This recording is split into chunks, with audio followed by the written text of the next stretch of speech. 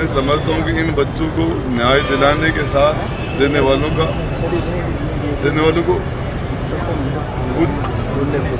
पुण्य जरूर मिलेगा।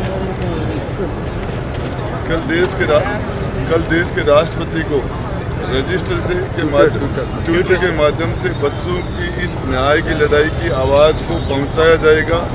उम्मीद है आदिवासी राष्ट्रपति महोदय इन दलित आदिवासी बच्चों के न्याय देगी। अभी श्राद्ध पक्ष चल रहा है।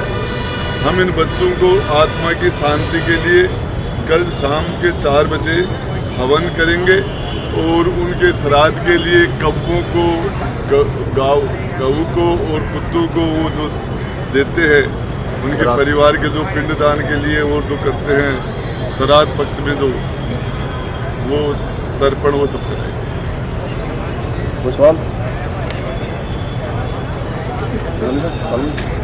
तो सर लगातार जो है वो लोग राजनीतिक गलियारों में राजनीतिक मायने निकाल रहे हैं इस धरने के और काफ़ी कुछ कहा जा रहा है, क्या जवाब देना चाहते हैं?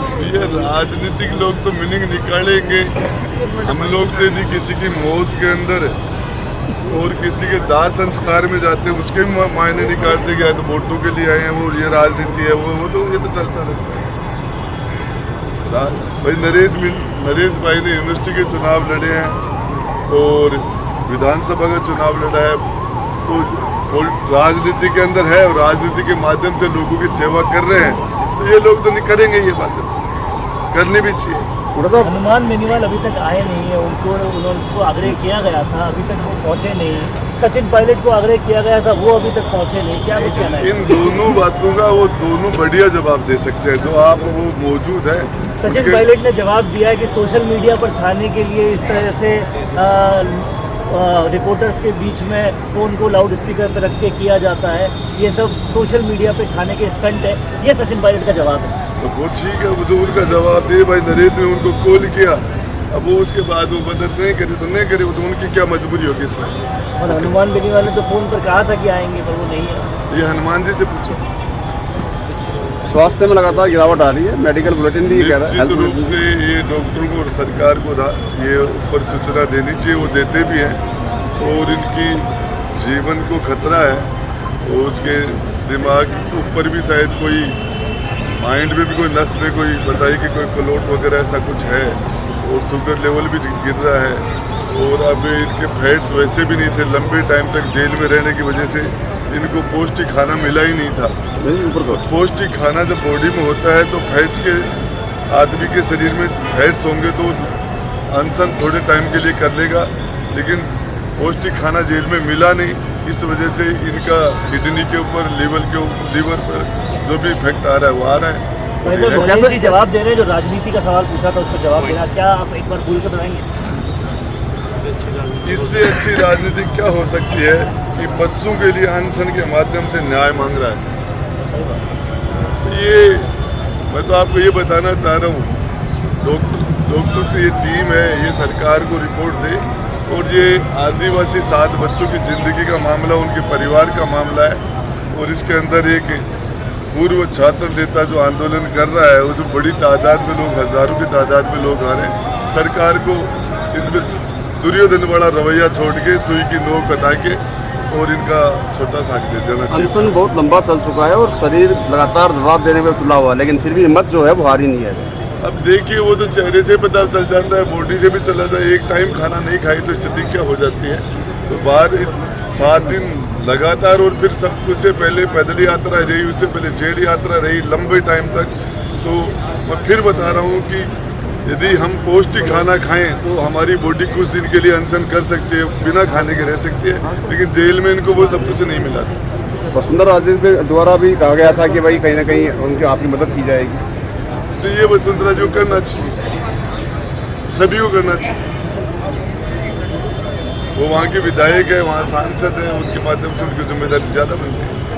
सर नरेश जी ने राजेंद्र सैनी के मामले में भी ट्वीट किया था, लेकिन अभी तक कोई भी उसको उस मामले में निष्कर्ष नहीं निकला। देखिए साहब, जनता माँ बाप है, जनता जनार्दन है और जनता का भरपूर आशीर्वाद है।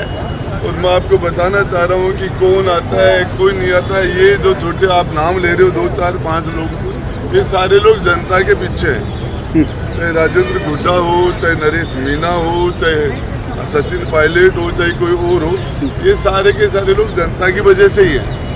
और जनता का मिजाज है ना इस मामले में ये है कि इन 7 बच्चों को न्याय दिया जाना चाहिए। और नरेश मीना को गलत तरीके से 40 दिन रखा, तो गलत आरोप लगा के रखा कि उन्होंने एम्बुलेंस को रोका, घायलों के एम्बुलेंस को सरासर झूठ है। और इस मामले में भाई वो मुकदमा है तो उसको FIR लगाओ, आप झूठा मुकदमा लगाए तो FIR लगाओ। अभी एक प्रहलाद खटाना, वो हमारा यहाँ आंदोलन का साथी, तो हिंडोली गए थे और उनको गिरफ्तार कर लिया।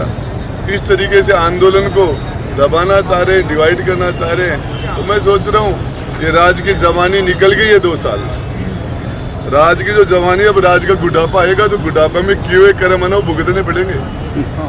ये 20 महीने का समय तो निकल गया राज की जवानी, तो अब तो राज का आगे तो बुढ़ापा आएगा, अगला 20 महीना तो और है, फिर तो चुनाव आ जाएंगे। ये फेस करना पड़ेगा। ये जो चीजें है ना जनता के जहन में बैठ जाती है वो नहीं निकलती। क्या आप भी बनना चाहते हैं अपने जिले की आवाज? क्या आपके अंदर है सच दिखाने का जुनून? क्या आप भी रखते हैं समाज को आईना दिखाने का हौसला?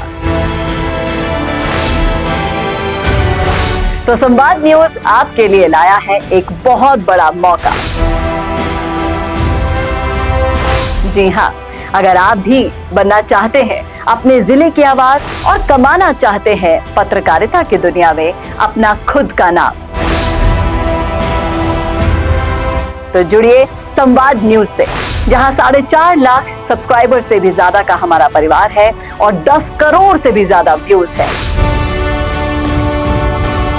तो सोच कर रहे हैं, नीचे दिए गए नंबर्स पर आज ही कॉन्टैक्ट करें।